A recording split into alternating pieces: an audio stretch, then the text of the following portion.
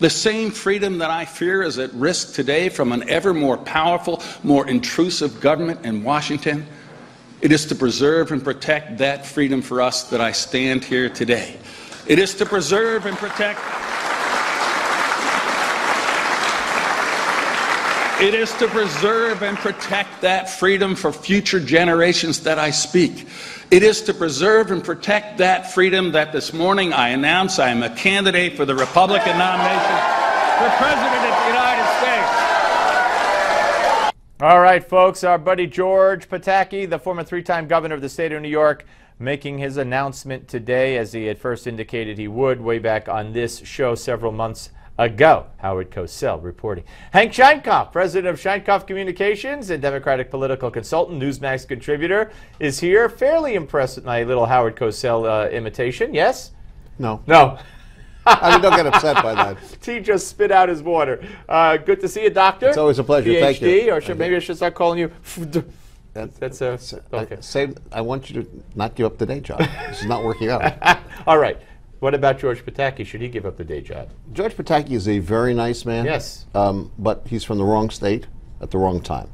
New York does not matter to the Republicans. The ideal ticket, probably something like Kasich and Rubio, or Walker and Rubio, or Portman, if he weren't in such political trouble, and Senator Portman from Ohio would be a good choice, but he's in terrible political trouble. But something like that that gives them balance and that makes the Democrats incapable of winning Florida. You know, it's interesting because Governor Pataki went out of his way to say when most people hear New York, they think of New York City, which is fine, but I'm not from there. You know, I grew up on a farm, blah, blah, blah. So he went out of his way to separate himself from the perception of New York City. What is he, Grandpappy Amos from the real McCoys? You know, I grew up on a farm. No, you know. No, but he did grow up on a farm. He was a mayor of a small town upstate. Yeah, Peekskill, I think. Yeah, well, but he's a fine person. Yeah. But wrong time, wrong state. Okay. All right, so the poll that's out today, and this, by the way, although anything can happen. There's so many people in that Republican presidential contest, you know, Big Bird could be elected. No, but see, here's the thing.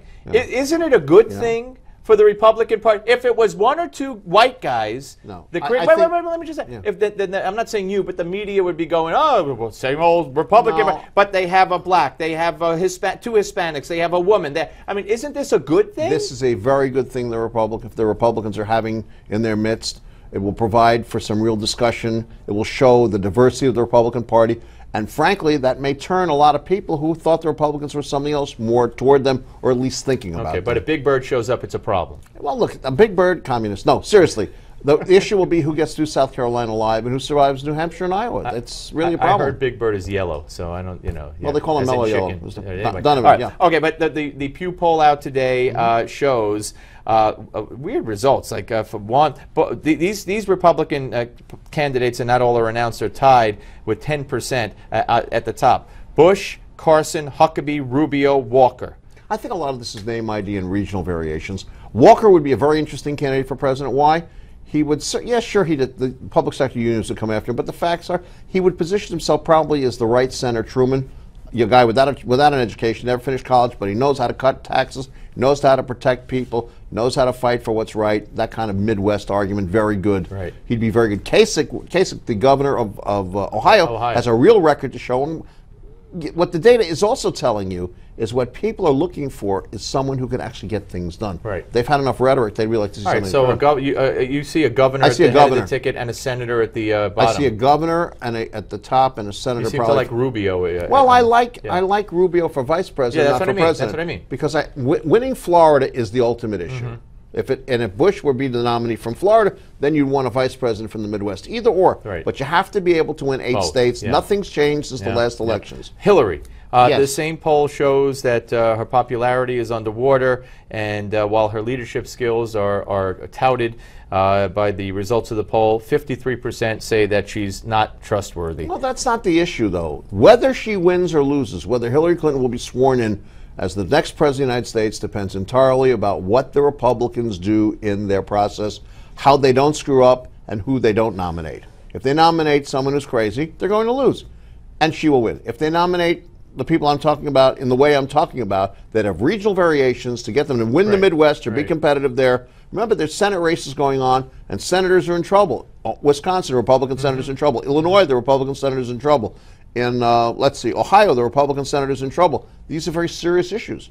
They've got to come up with a ticket that is as balanced geographically and that, frankly, is believable. All right. Well, some might say that Hillary would fit the description of what you said, as long as they don't come up with someone who's crazy or might be headed to jail. Well, but you may say that, but the facts are, whether she becomes the president or not has nothing to do with her. Well, it's everything. Right, it has everything to do with what the Republicans do. Nominate Rand Paul, see what happens. Oh, well, nominate Cruz, see what happens. Yeah. All right. By the way, Dennis Hastert, we got a report from CNBC just before we came on. Dennis Hastert has apparently been indicted by the federal government. We don't know what for. As soon as we have any details, we will let you know. Of course, Dennis Hastert, the former Speaker of the House, Republican, and we will let you know. Very briefly here, I forget what direction I wanted to go in. We had Hillary, we had the Republican candidates. What's your best joke? No, Rick Santorum yesterday.